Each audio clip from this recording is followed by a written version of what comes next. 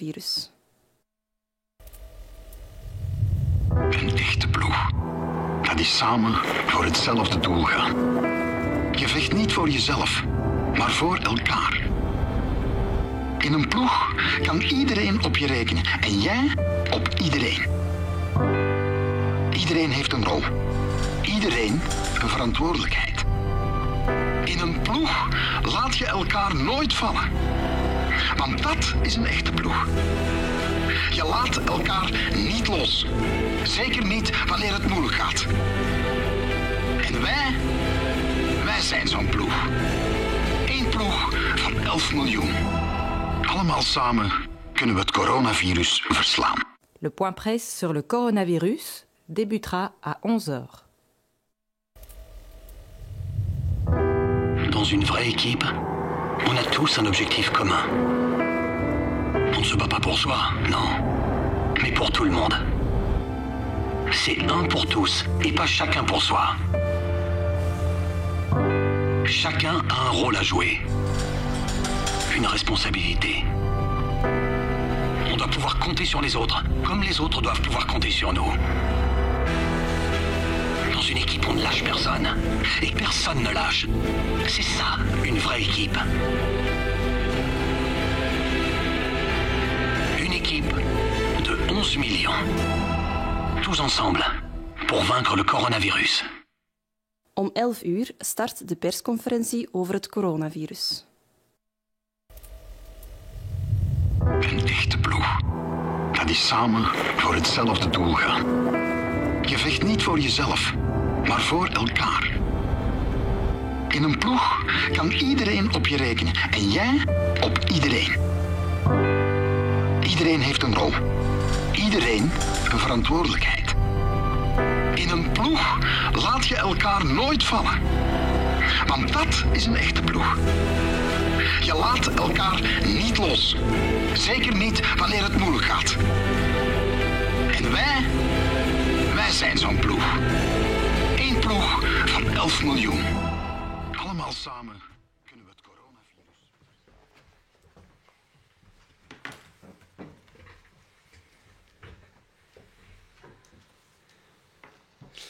Goedemorgen iedereen, bonjour à toutes et tous. On espère que vous vous portez bien. On va commencer ce moment d'information avec vous en voyant quelle est l'évolution des chiffres. Et donc ça va être le docteur Van Atem qui va débuter aujourd'hui.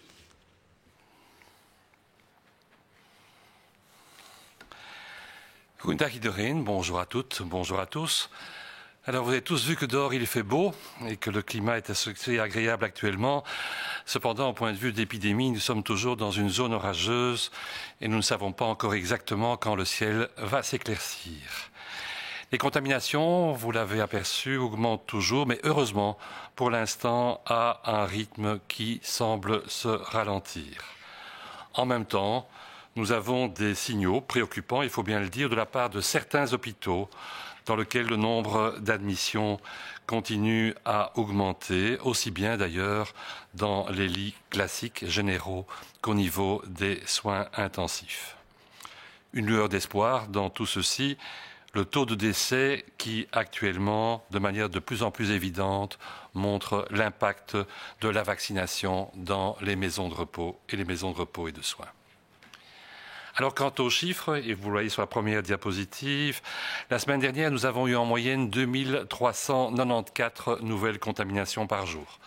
Ceci est clairement toujours une augmentation qui est une augmentation de 12% par rapport à la moyenne de la semaine qui précède. Il faut cependant relever que ceci est moins important qu'augmentation que ce que nous dénotions les jours précédents, où elle était encore de l'ordre de 25%.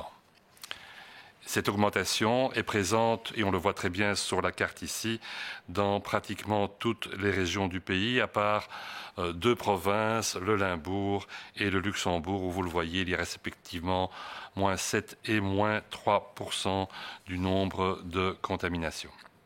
On voit aussi que cette contamination est plus marquée dans certaines provinces, comme le Hainaut par exemple, ou le Brabant wallon.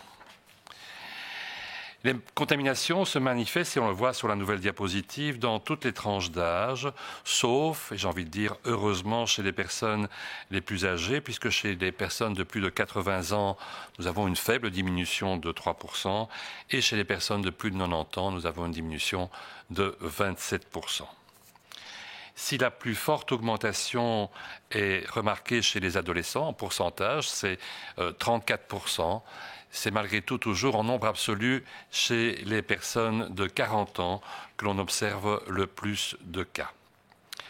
Une fois de plus, le monde des adolescents et des enfants qui a une augmentation est essentiellement un miroir de l'augmentation qui se passe dans la population active, mais ne dépasse pas le nombre en question.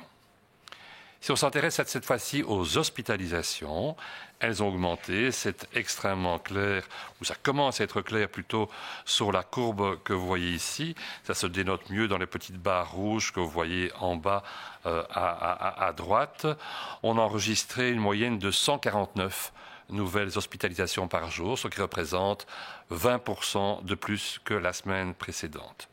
Et à nouveau, comme pour les contaminations, ces hospitalisations augmentent dans l'entièreté du pays. Comme vous le savez, depuis de nombreuses semaines, on vous parle d'un plateau. Et ce plateau, entre autres, au niveau des hospitalisations, nous mettait entre 100 et 150 admissions par jour depuis de nombreux mois. Nous avons eu effectivement un pic particulièrement élevé vendredi passé, puisqu'il y a eu, in fine, 204 admissions ce jour-là.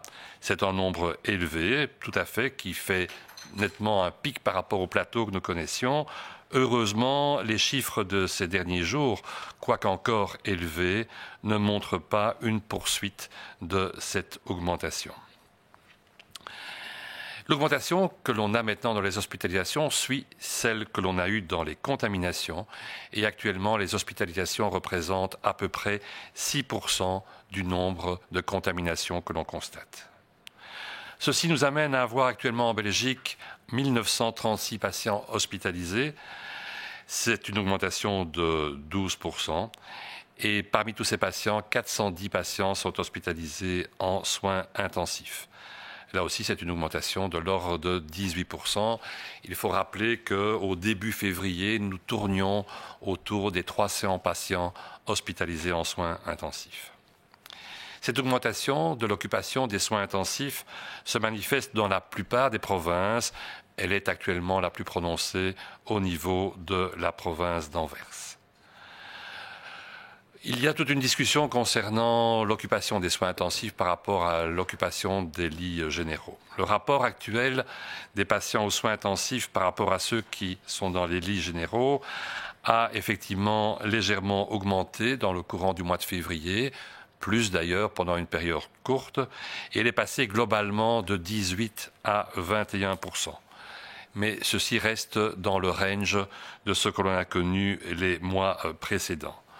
Selon le moment dans l'épidémie, par exemple, selon la période que l'on examine, le rapport des patients entre soins intensifs et lits généraux a oscillé entre deux extrêmes de à peu près 18 et 30%. Le pourcentage de patients sur le nombre total de patients hospitalisés qui doivent recevoir une assistance respiratoire est actuellement de 11%. Ce pourcentage a également effectivement légèrement augmenté depuis début février, mais reste présent dans la courbe, le nombre que l'on connaît classiquement entre 8 et 15%.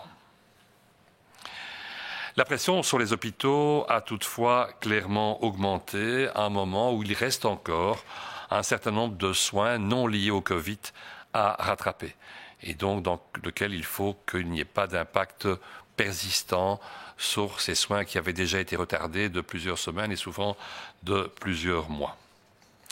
Si on s'intéresse aux données de mobilité, on se rend compte, je dirais malheureusement, que les gens se déplacent de nouveau plus, non seulement pour leurs loisirs, ce qui est peut-être moins grave, mais surtout pour leur travail. Et ce qui entraîne donc inévitablement, si on se déplace, une augmentation du nombre de contacts et par définition des risques d'établissement de chaînes de transmission. Contrairement aux vacances d'automne et de Noël, les vacances de carnaval ont à peine entraîné une baisse de la mobilité. Et si vous regardez la courbe assez complexe qui est présente devant vous, vous voyez monter sur la ligne grise de manière très nette les déplacements pendant les vacances vers les parcs, bois et vers la côte. Il a fait beau et c'est quelque chose qui est une situation qui n'est guère problématique puisqu'on peut espérer qu'avec un minimum de précautions, les transmissions ne se passent pas dans ce genre de circonstances, parcs et bois entre autres. Mais malheureusement, on a deux lignes qui sont moins enthousiasmantes. La première d'entre elles, c'est la ligne verte que vous voyez au-dessus de la barre qui coupe en deux la diapositive et vous vous rendez compte effectivement que les gens restent moins chez eux. Ils restent moins chez eux, environ 5% de moins. On passe de 14% à 9%. Et surtout, très nettement, on a une réaugmentation des déplacements pour le travail, puisque actuellement, cette augmentation est de l'ordre de 14%. C'est la ligne bleue que vous voyez là en dessous. On est passé de moins 34 à moins 20% après les vacances. Donc non seulement les vacances n'ont pas entraîné une forte diminution au niveau du travail, mais en plus, après les vacances, on a repris plutôt sa voiture que son ordinateur sur sa table de bureau à domicile.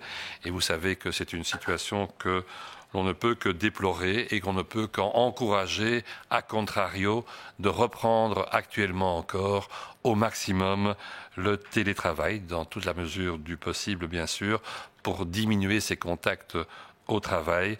Et on sait que ce genre de mesure conduit dans les semaines qui suivent à une diminution des contaminations et par la suite des hospitalisations. Prenons un point positif. Le point positif, c'est ce qui se passe actuellement dans les maisons de repos et de soins. La situation continue à s'améliorer de manière nette. On vous en parlera, comme d'habitude, plus en détail encore vendredi.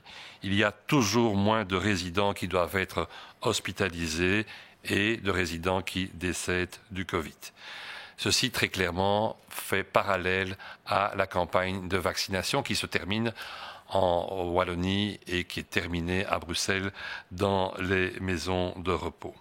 Dans les hôpitaux actuellement, et vous voyez l'évolution du pourcentage, on est parti au niveau de fin 2020 d'un pourcentage de 19,2% de patients hospitalisés venant des maisons de repos et de soins, pour diminuer ainsi progressivement. Et vous voyez deux barres verticales, le début de la première dose de vaccin et le début de la deuxième dose de vaccin, qui vous montrent une diminution extrêmement drastique, essentiellement d'ailleurs après la deuxième dose de vaccination, pour arriver maintenant à un taux d'hospitalisation de 5% de patients venant des maisons de repos par rapport au total des hospitalisations.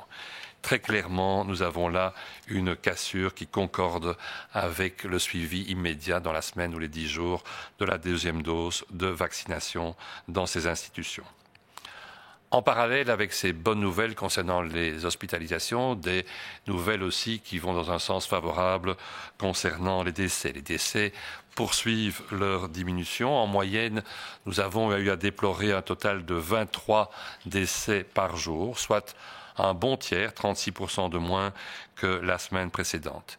Et il faut vraiment noter que cette diminution est essentiellement liée à la diminution des décès dans les maisons de repos et de soins, où ces décès ont diminué de 2 tiers, donc de 68%. C'est extrêmement frappant. Chez les personnes qui ne séjournent pas en maison de repos et de soins ou dans d'autres institutions, ce taux de décès est resté relativement constant. Par ailleurs, nous constatons aussi une diminution drastique des décès chez les personnes les plus âgées. Et si on prend les chiffres pour les personnes de plus de 85 ans, nous avons une diminution de 51% des décès par rapport à la semaine précédente. Si on prend une tranche d'âge un peu plus jeune, entre 75 et 84 ans, on a encore une diminution de 32% des décès, alors que chez les tranches d'âge plus jeunes, on n'a pas de modification.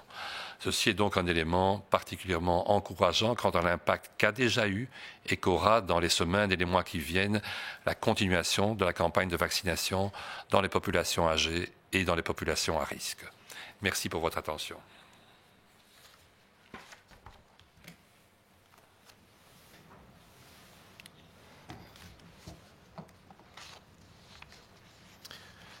Bonjour tout le monde. Goedemorgen iedereen. We bevinden ons momenteel in onrustig vaarwater.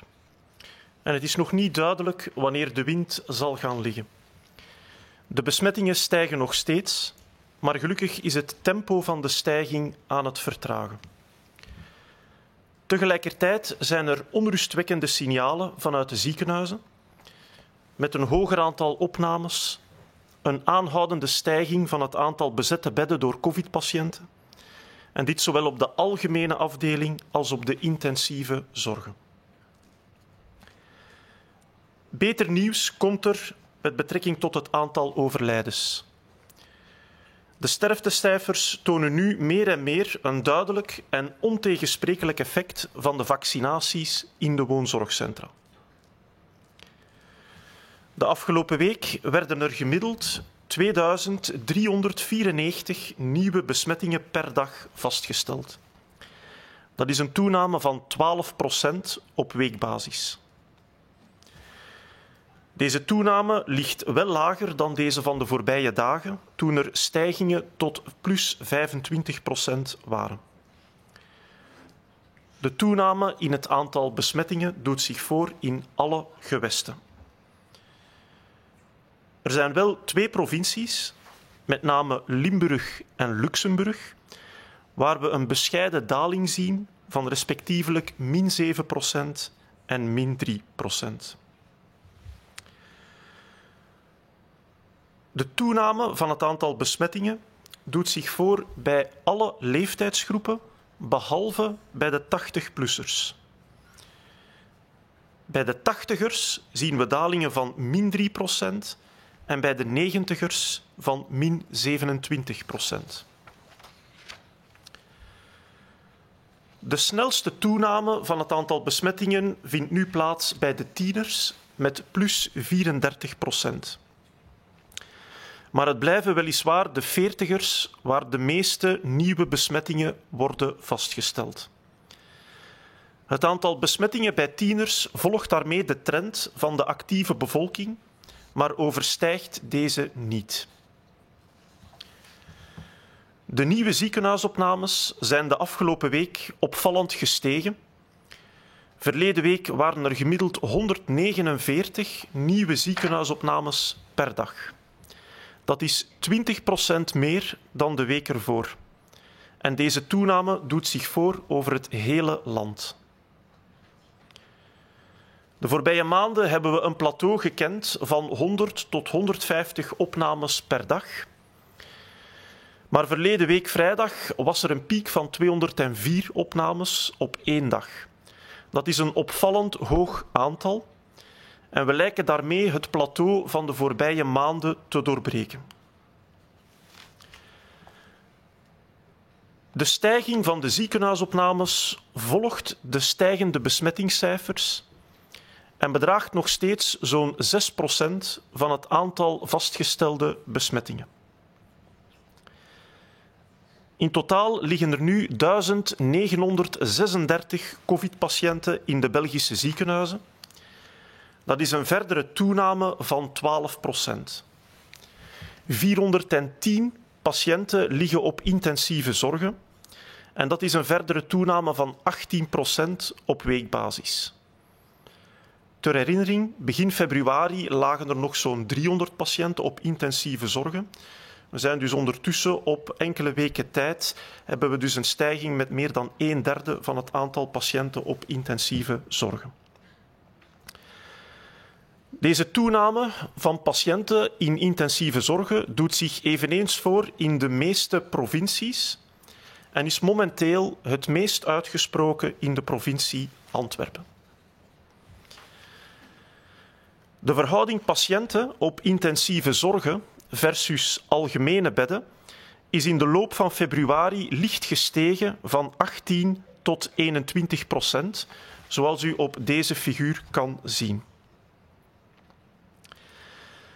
Deze verhouding blijft echter wel nog binnen de typische grenzen van de voorbije maanden. Afhankelijk van de periode van de epidemie schommelde de verhouding patiënten op intensieve zorgen versus algemene bedden tussen de 18 tot 30%.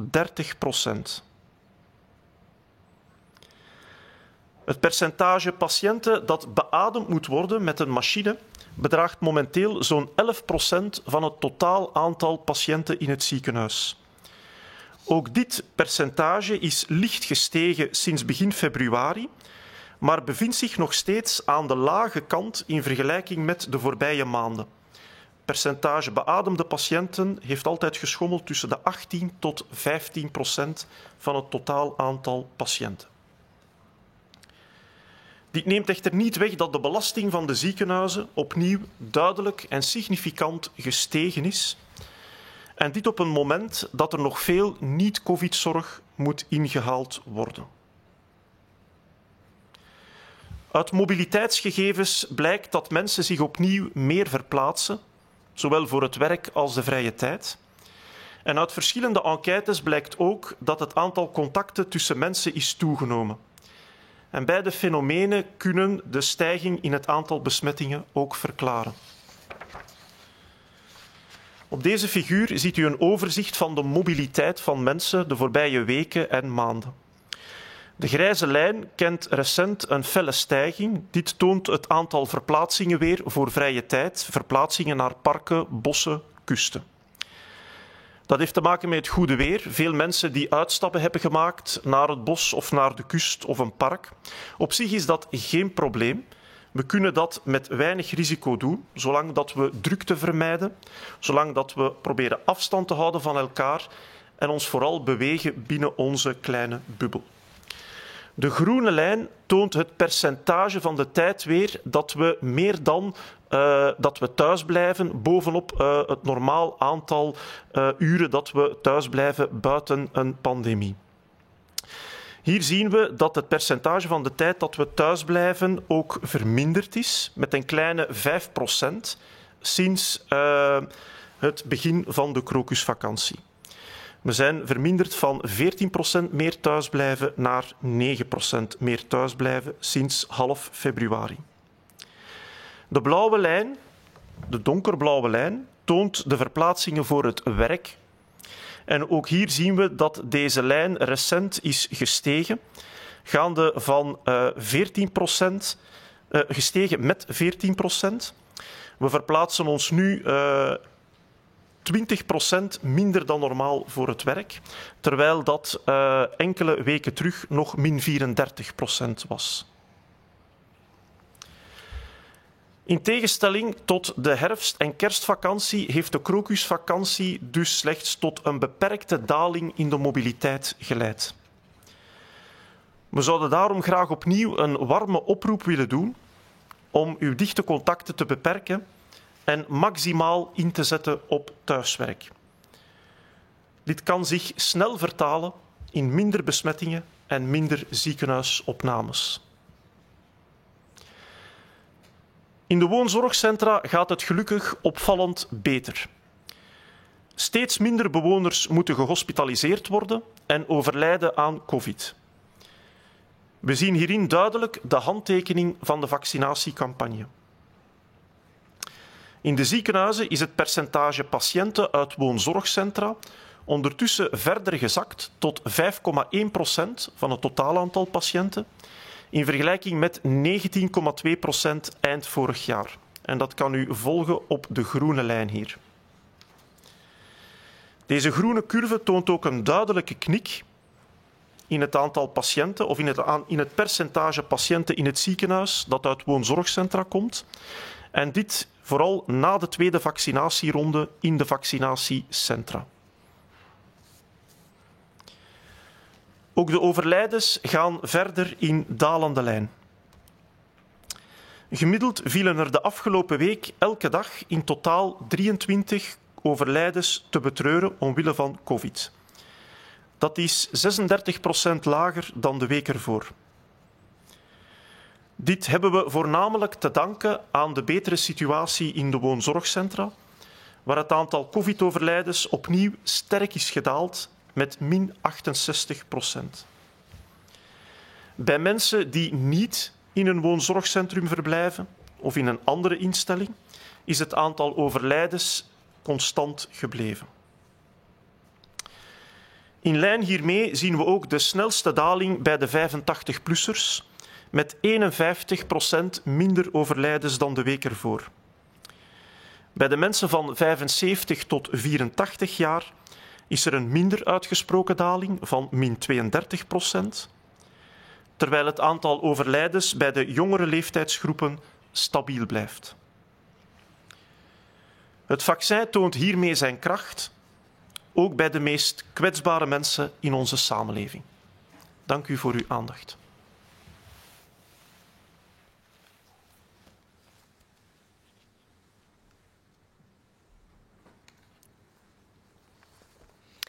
Mesdames et messieurs, bonjour. Au cours de la dernière semaine, plus de 120 000 personnes supplémentaires ont été vaccinées. Cela porte à 1,5 million le nombre de personnes ayant pu bénéficier d'une première dose de vaccin jusqu'ici. Parmi ces personnes, l'on compte les plus fragiles, celles qui résident en maison de repos et de soins, et dont on sait combien elles ont souffert des précédentes vagues de la pandémie. L'on compte aussi les professionnels de la santé. Ce sont en effet eux qui permettent à notre système de soins de santé de fonctionner. Au cours des prochaines semaines, les soignants de la première ligne qui n'ont pas encore été vaccinés bénéficieront eux aussi de leur première injection.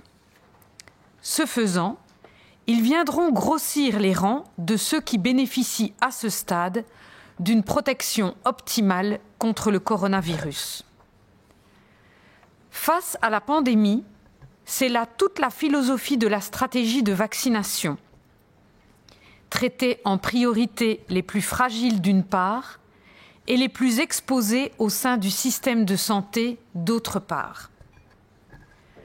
Depuis le début de la pandémie, les soignants sont au front pour traiter toujours et sauver souvent les patients qui ont été sévèrement touchés par la Covid-19. Aujourd'hui encore, les soignants sont ceux dont les Belges ont le plus besoin pour tenir face aux multiples rebonds de l'épidémie. Si bien que l'accès des soignants à la vaccination ne relève en rien d'une faveur qui leur est accordée ou d'un privilège qui leur serait fait, mais bien d'offrir la capacité à tous les citoyens du pays de pouvoir compter sur leur présence à leur côté en cas de besoin. Alors que l'on s'interroge sur la nouvelle flambée du virus, veiller à ce que le corps soignant puisse continuer à mener à bien toute l'activité diagnostique et thérapeutique, sans interruption ni délai, n'a jamais semblé si primordial. Bien sûr, nous entendons les critiques qui sont formulées et les demandes pressantes d'accélération de la campagne de vaccination. Nous veillons d'ailleurs systématiquement à analyser la pertinence et la faisabilité des suggestions, sans œillères ni a priori. Si bien que la stratégie que nous suivons fait continuellement l'objet d'adaptations dans le seul et unique but d'en améliorer la portée et la rapidité de mise en œuvre. Il y a un temps pour les mots et un temps pour l'action. Près de 200 000 doses de vaccins sont à présent disponibles. Les invitations ont été lancées à large échelle selon divers canaux.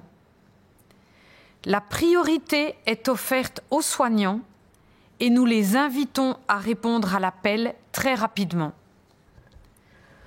Au-delà de la confiance que leur exemple apporte aux personnes qui s'en remettent à leurs conseils en matière de santé, il s'agit aussi de s'assurer qu'ils seront une fois encore au rendez-vous pour soigner ceux qui auront besoin d'eux. Je vous remercie pour votre attention.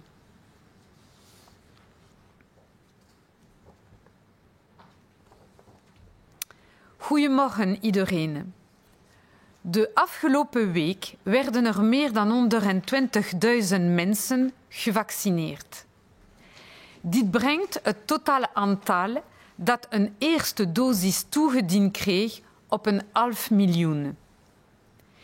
Deze gevaccineerden zijn vooral de meest kwetsbaren, de bewoners van woonzorgcentra.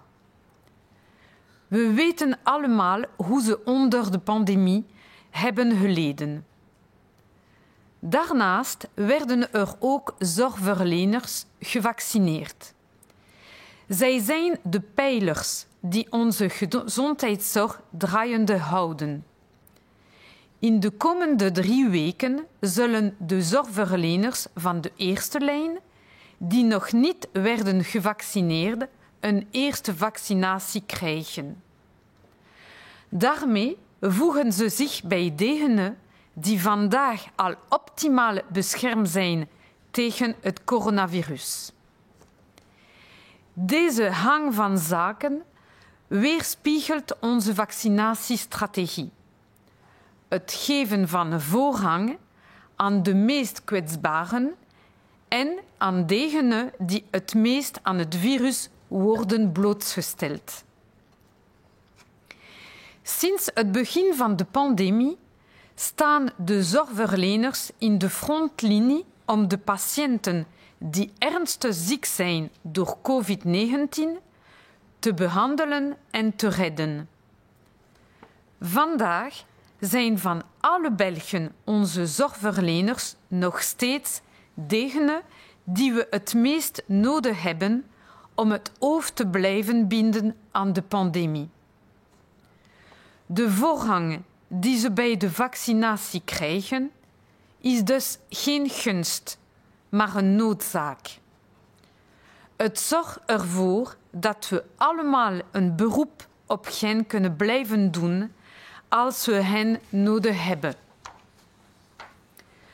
Terwijl we misschien voor een nieuwe opstoot van het virus staan, is het immers van groot belang dat het zorgpersoneel alle diagnostische en therapeutische activiteiten zonder onderbreking of vertraging kan voortzetten. Natuurlijk horen we de kritische opmerkingen en de dringende eisen om de vaccinatiecampagne te versnellen. We analyseren systematisch een relevantie en haalbaarheid zonder a priori. We passen onze strategie, waar nodig, voortdurend aan, met als enig doel de reikwijdte en de snelheid van de vaccinaties te verbeteren. Er is een tijd van woorden en er is een tijd van actie. Momenteel liggen er bijna 200.000 vaccins klaar. De uitnodigingen ervoor zijn uitgestuurd via verschillende kanalen. De zorgverleners krijgen voorrang en we nodigen uit om er zeer snel op in te gaan.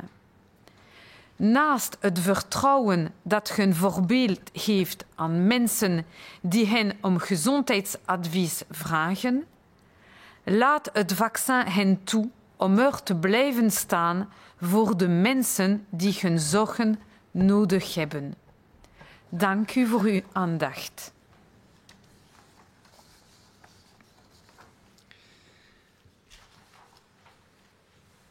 Troisième partie de notre moment d'information, ce sont les questions reçues de la presse. Nous en avons reçu 4 aujourd'hui.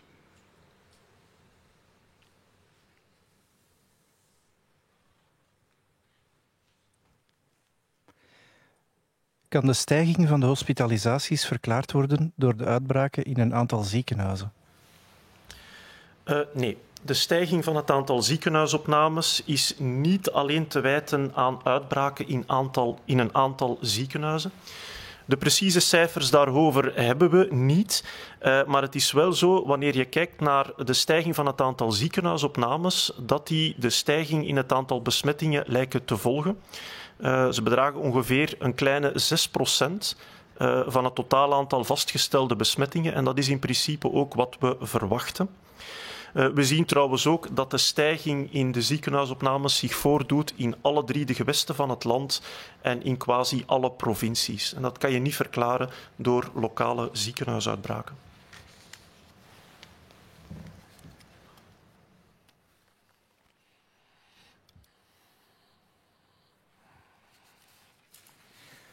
L'augmentation des hospitalisations peut-elle être expliquée par les foyers de contamination détectés au sein de certains hôpitaux?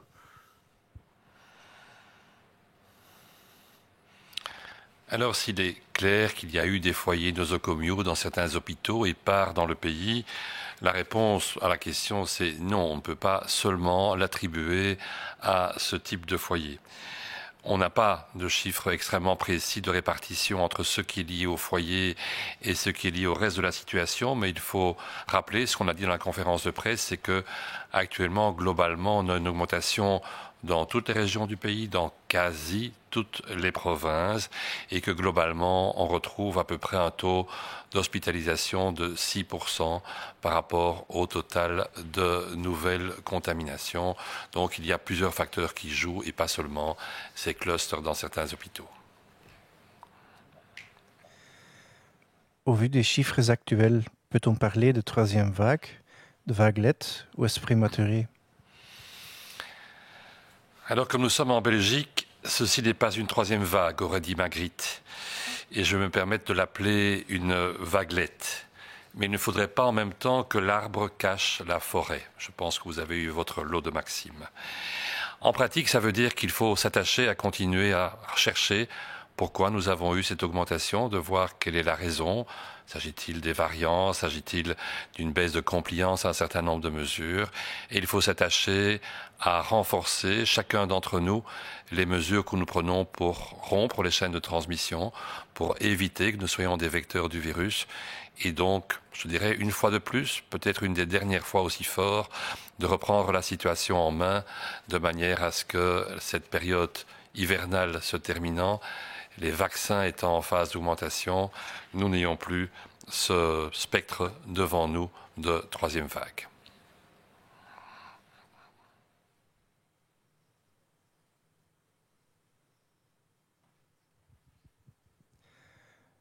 Kunnen we op dit moment al spreken van een derde golf of golfje? Of is dat nog voorbarig? Nee, het is nog te vroeg om te kunnen spreken over een derde golf of een golfje. Ik denk dat een derde golf nog steeds kan vermeden worden. Maar er is wel degelijk een risico dat dit het begin is van een derde golf. Je kan pas spreken van een golf of een golfje zodra die zich beter aftekent en daarvoor is het momenteel nog te vroeg. Het is nog altijd mogelijk dat er een stabilisatie in de cijfers komt of dat er opnieuw een daling in de cijfers kan komen. Ik ben overtuigd dat we deze trend ook kunnen omkeren, mits we er goed op letten om onze dichte contacten te beperken en de basismaatregelen goed te blijven respecteren. Dit biedt ongetwijfeld de beste perspectieven voor versoepelingen in de toekomst in de maanden april en mei. Frankrijk laat vanaf nu het AstraZeneca-vaccin toe voor 65 tot 75-jarigen met onderliggende aandoeningen. Wat zeggen de recente studies, bijvoorbeeld uit het Verenigd Koninkrijk, daarover? De studie in Engeland, waarvan recent een prepublicatie is verschenen en die momenteel een peer-review ondergaat, heeft alle 70-plussers opgevolgd die 1 of 2 doses van het Pfizer-vaccin of 1 dosis van het AstraZeneca-vaccin hadden gekregen.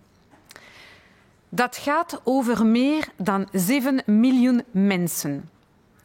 De 70-plussers die gevaccineerd zijn vanaf 4 januari hadden een gelijkaardige risico om COVID-19 op te lopen als de niet gevaccineerde personen.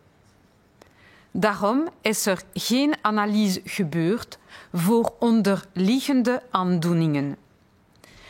Toediening van een dosis van het vaccin van Pfizer of AstraZeneca werd wel geassocieerd met een significante reductie van het aantal symptomatische COVID-19-gevallen bij ouderen en met een betere bescherming tegen ernstige aandoeningen.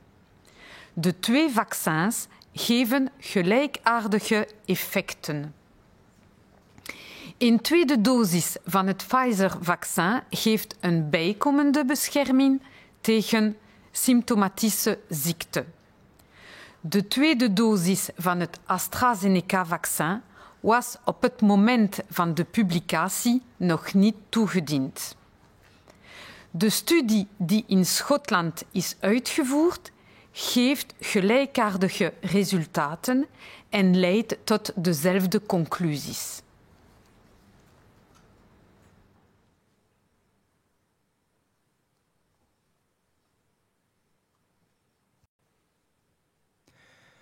La France permet désormais le vaccin AstraZeneca pour les 65 à 75 ans avec comorbidité. Qu'en disent les dernières études, notamment au Royaume-Uni? Alors, l'étude qui a été menée en Angleterre et qui fait d'ailleurs l'objet d'une prépublication est actuellement en cours de révision par les pairs ou peer review. Cette étude a suivi tous les adultes âgés de 70 ans et plus, soit plus de 7 millions de personnes qui ont reçu une ou deux doses du vaccin Pfizer ou une dose du vaccin AstraZeneca. Les personnes âgées de plus de 70 ans qui ont été vaccinées à partir du 4 janvier avaient un risque face à la Covid-19 comparable à celui des personnes non vaccinées. Pour cette raison, il n'y a pas eu d'analyse spécifique pour les comorbidités. La vaccination avec une dose de Pfizer ou une dose d'AstraZeneca a été associée à une réduction significative des cas symptomatiques de Covid-19 chez les personnes âgées, avec aussi une meilleure protection contre les maladies graves. Les deux vaccins ont des effets similaires. Une deuxième dose de Pfizer apporte un supplément de protection contre les maladies symptomatiques. À ce moment-là, les deuxièmes doses d'AstraZeneca n'avaient pas encore été mises en place en Angleterre au moment de la publication. L'étude menée en Écosse produit des résultats similaires et mène aux mêmes conclusions. Les médecins généralistes demandent à pouvoir vacciner. Vont-ils être intégrés dans la campagne? Alors, les médecins généralistes jouent un rôle essentiel dans la campagne de vaccination. En premier lieu, pour la confiance qu'ils inspirent à leurs patients, afin de les motiver à se faire vacciner. Dans le cadre de la vaccination de masse, la logistique requise n'est, à l'heure actuelle, pas compatible avec une vaccination en cabinet médical. Non seulement en raison de la conservation des vaccins, mais aussi en raison de l'obligation de vacciner au moins 10 personnes dans un délai maximal de 6 heures. De plus, distribuer de petites quantités de vaccins à un nombre très élevé de cabinets médicaux n'est pour l'instant pas une suggestion susceptible d'accélérer la campagne de vaccination. Néanmoins, leur rôle sera crucial pour atteindre des personnes qui sont incapables de se déplacer vers un centre de vaccination, notamment pour des raisons de santé, et en particulier dans le rôle qu'ils pourront jouer au sein des équipes mobiles qui seront rapidement mises en place.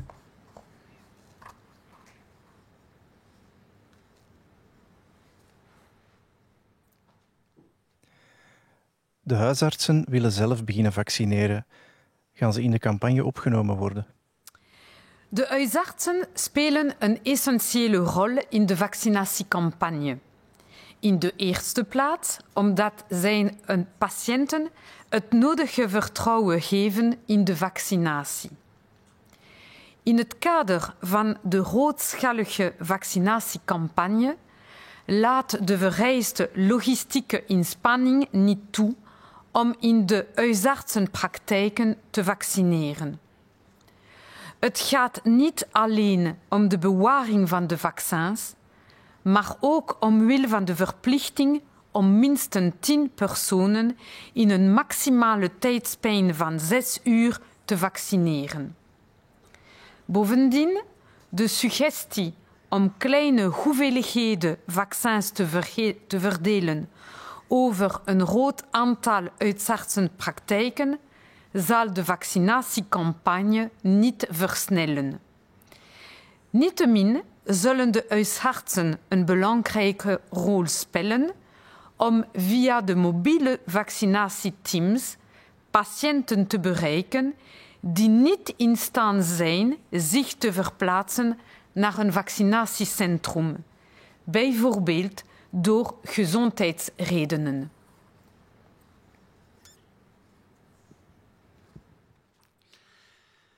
Bedankt voor uw aandacht achter uw scherm. Tot vrijdag om 11 uur voor de volgende persconferentie. Merci beaucoup pour votre attention et on se retrouve vendredi à 11h pour la prochaine conférence de presse. Une bonne semaine.